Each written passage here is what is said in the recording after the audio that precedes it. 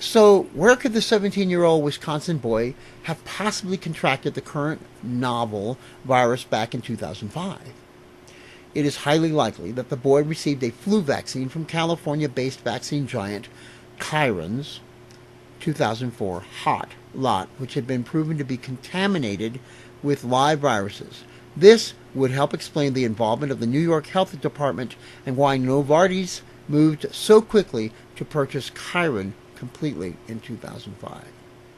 Why has the CDC and the WHO apparently ignored these vitally important pieces of information? And why have they withheld it from the American public? Why was the New York Health Inspector, Alexandra P. Newman, sent to Wisconsin by the CDC to investigate this case and author the paper? And why did it take 3 years, 2005 to 2008, to complete it? More incriminating evidence. In a recent April 30th, 2009 update, the World Health Organization's InfoSan, in conjunction with the United Nations Food and Agricultural Organization, made some very interesting declarations in light of the documentations outlined in this paper. On page 2 of the report, the experts correctly declare that, quote, swine influenza viruses do not normally infect humans. The report further explains that in order for a human to become infected with a swine virus, in other words, in an abnormal situation, the human would have to literally exchange bodily fluids with an infected pig. I won't go there. However, it is also true that pigs can readily catch human flu viruses that are merely airborne, thus the need to protect the CAFO pigs from human-borne infections. Furthermore, this April 30th report declares this sobering truth, quote, the implicated novel pandemic virus causing such world panic has not been isolated, found in pigs. The obvious question then is simply, if it has never been found naturally in pigs, as the Wisconsin study of 2005 amply corroborates, then where did it come from? Why is it still being called swine flu if it has been shown to have never been found in swine? To view the full report, and there is a website, I will give it to you gladly on request. Solving the puzzle. I submit most mysteries in life are like a giant Sudoku puzzle and can often be solved through the use of logic and elimination of information that doesn't fit. What information does fit into this particular puzzle, and how can the missing squares in the 9x9 matrix be filled? It is a fact that Dr. Jeffrey Taubenberger began working in the mid-90s on reverse engineering the deadly 1918 virus that killed untold millions of people. It is a fact that he assembled his team at the U.S. Army Institute of Pathology in 1996 and officially began work on the project in 1997. It is a fact that in 1997, Taubenberger published a paper in the journal Science identifying that the 1918 killer virus was a triple reassortant novel virus containing genetic segments of human, swine, and avian origin. Taubenberger completes his project in 2003, then begins working for the N1H in the area of vaccine development. In 2005, a Wisconsin boy is diagnosed with the same triple virus now declared a pandemic by the WHO in 2009, shortly after receiving a flu shot.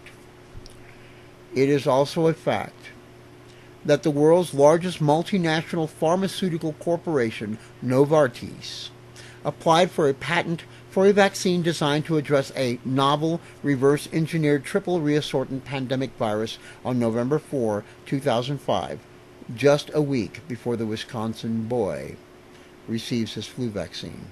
And a month before the boy develops the first case of triple virus, this patent is granted in February of 2009.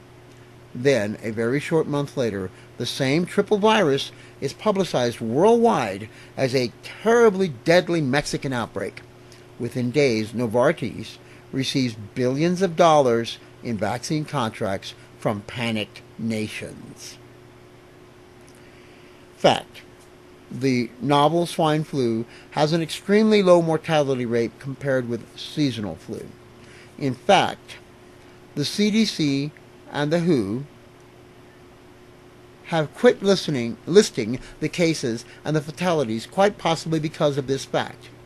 They may be concerned that people will begin to ask, this doesn't appear to be that deadly.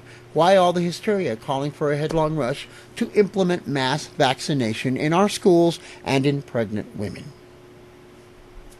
The same people would likely then ask in the next breath, could it be possible that the vaccine can likely be many times more dangerous than the disease itself?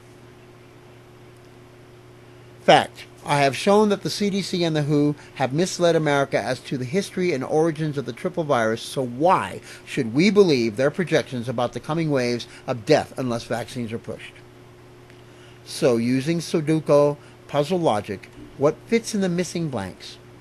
It should be obvious that this virus is not natural and is a product of reverse engineering. In U.S. Army labs, given all of the other information, that is the only conclusion that fits. It completes the puzzle very nicely. Now, that's the email I received. the hard evidence that this individual presents definitely concerns me. I'm not sure what to think in terms of the World Health Organization's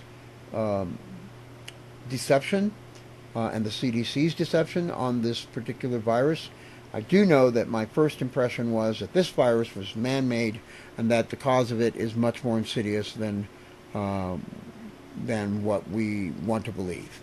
And that the efforts to convince the public that it is a pandemic that we need to inoculate immediately and inoculate everybody, I believe, is probably an effort by the pharmaceutical industries to take control of our monies, once again, in view of the billions of dollars that have been given to major corporations. This is just another effort on their part to abscond with more of our money.